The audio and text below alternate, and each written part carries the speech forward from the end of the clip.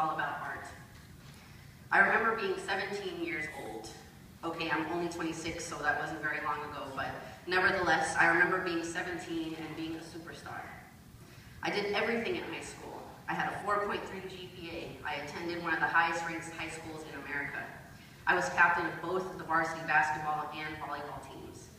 I dated cool people. I took a chick to prom and I drove a stick shift. I was awesome. So when it came time to apply for college, you'd think I'd aim for the highest. You'd think I'd have applied to the Stanfords and the Harvards and the Yales, but I didn't. In fact, I didn't even apply to a single college in the top 10. No one told me I should have. No one told me I was good enough. No one told me I belonged at Stanford, Harvard, or Yale, despite my awesomeness. So what did I do instead? I applied to 28 other colleges and universities around the United States because my Colombian father, who's sitting there in the back, thought American college admissions was like playing the lotto and wanted my chances of getting in to be as high as possible. I remember the letters coming in slowly one by one, some rejections, some acceptances. In the end, I decided to pick from 3 of the best schools I got into. I had the opportunity to choose between Johns Hopkins University, ranked number 12, USC, ranked number 23, and UC San Diego, ranked number 39, all of which I'd been admitted to for pre-med because I was going to be a doctor. Since I really only wanted to go to USC because the movie Love and Basketball was filmed there, it was only a tie between Johns Hopkins and UCSD. And going purely by ranking, it was obvious where I should have gone to college. But I said no to number 12, no to number 23, and yes to number 39, UCSD. Now, why didn't I choose one of the top medical schools in the nation as an aspiring young doctor? I remember saying out loud to myself at 17, I do not want to go to Johns Hopkins because there are not enough me's there. I couldn't imagine another young, gay Latina walking around the halls of that place. Who would I study with? Who would I learn from and look up to? Who would be in my crew? Who would become my familia? At 17, having killed it in school until that point, I still felt I did not belong at an institution like that and feared being surrounded by people that didn't look and talk like me. I chose to leave myself out when, in fact, they had let me in. In fact, I didn't even visit Johns Hopkins. I just assumed that the lower ranked schools would have more me's, more familia, more comfort. At 17, I had already internalized so deep a sense of limitations and self-imposed oppression because, truthfully, there had never been a lot of me's in any of my schools growing up. What if I hadn't held myself back? What if I wasn't afraid of my race or my class or my gender or my sexuality? What if I felt like I belonged? As Latinos in America, we are told, A, it is a privilege to be here. Go unnoticed, smile, avoid conflict, say yes.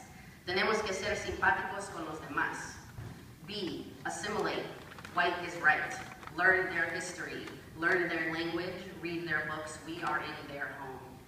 C, work hard, because our parents worked harder to get us here. Keep your head down, make a living, eyes on the prize. Story number 2. Now, let's check in with 19-year-old Jessie walking around the halls of UC San Diego. College is less about memorizing facts and more about learning how to think about the way that you think. For the first time in my life, I was able to choose for myself what I wanted to learn. I soon realized that me wanting to become a doctor was less about saving lives and curing cancer, and I was pursuing it because it was my parents and therefore my definition of success in America. It was in that moment that I decided I wanted to be somebody that brought an enormous amount of change on a very large scale by studying something other than medicine. So I asked myself, who does this? Who has the most power and influence? Who can change things on a massive scale? And then it hit me. My brilliant college self decided that I would become the next president of the United States of America. You think I'm kidding? I immediately switched my major to political science so that I could learn all the laws possible, so that I would know how to change them once I landed the presidency. As Shereen Moraga has said, consciousness spoils your time.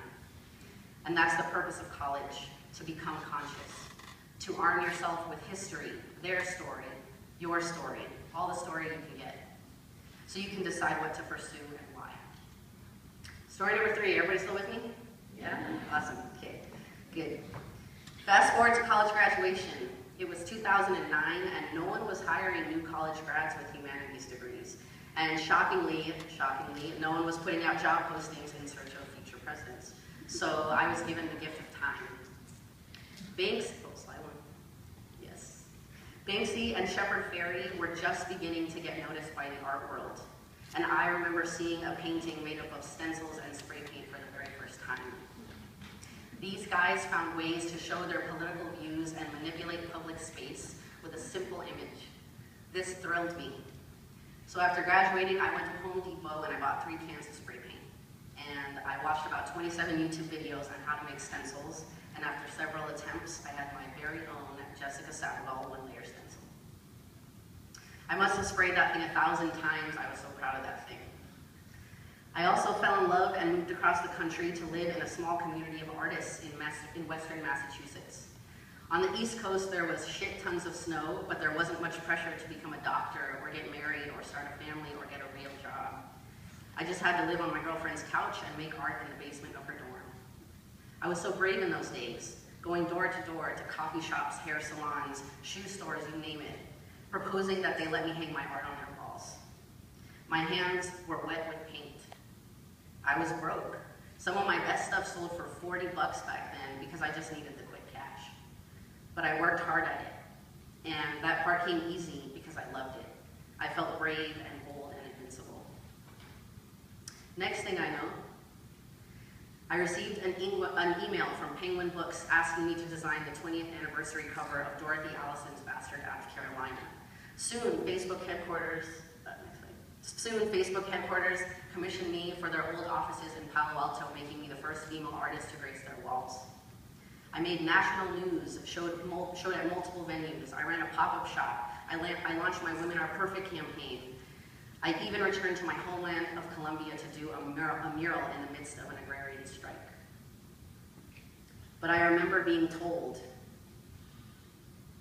in the midst of an agrarian strike, and suddenly, despite these extraordinary things happening to me, I started to feel like that 17-year-old kid back in high school, unable to see myself worthy of Johns Hopkins.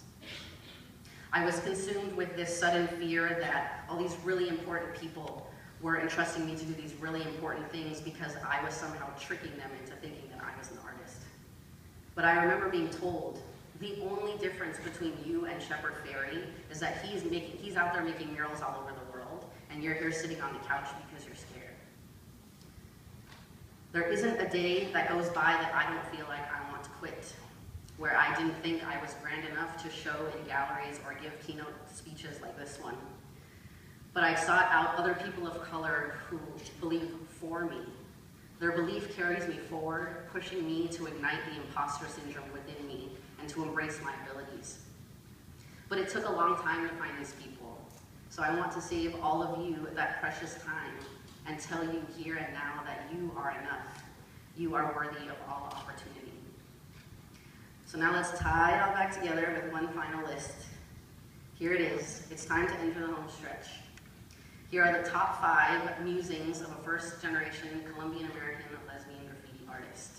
1, as Latinos, we are not being represented in politics, technology, medicine, art, and many other fields. So people not like us are deciding things for us, even though there are millions of us here in America.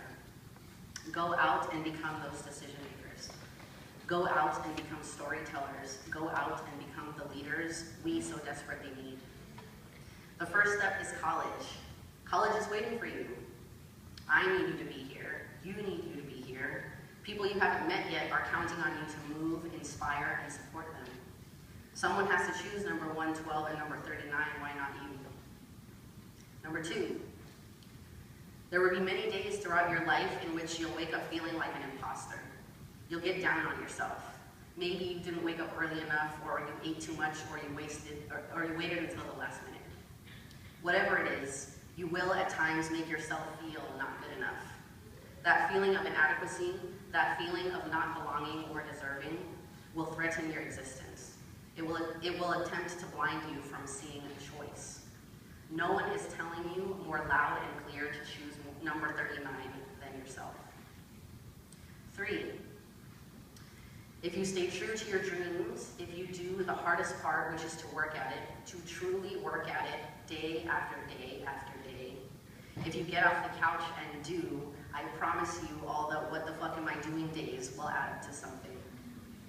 The constant self-doubt, the shitty minimum wage jobs, the blisters from hours of stencil cutting, the long bike rides to the art supply store and back, the hours spent sleeping in late because you've been up all night birthing 28 paintings, stress eating your way through projects or waiting until the last minute because being in love and spending money you don't have seems way more important.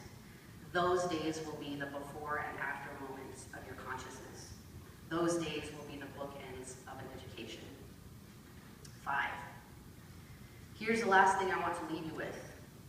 When I was in Cuba, I worked with a printmaker who offered to make me a set of handmade business cards for $2. I went back and forth on what should I put on these business cards? Email, phone, Facebook, website. And after much deliberation, I ended up printing a simple card that said 4 words. Jessica Sabogal, Google me. Which brings me to my final point. And if you don't remember anything else I've said or have totally tuned out, sit up and listen to this one thing. Be proud of who you are and what you do. Don't hide behind your gayness or your straightness, your light skin or your dark skin, your femininity or your masculinity, or your love of art. Don't hide from other me's and other you's. Be the lighthouse, be the boat. But either way, be visible. Be brave, be bold, be proud. Be the imposter and the real thing. Now go to it. We who have come before you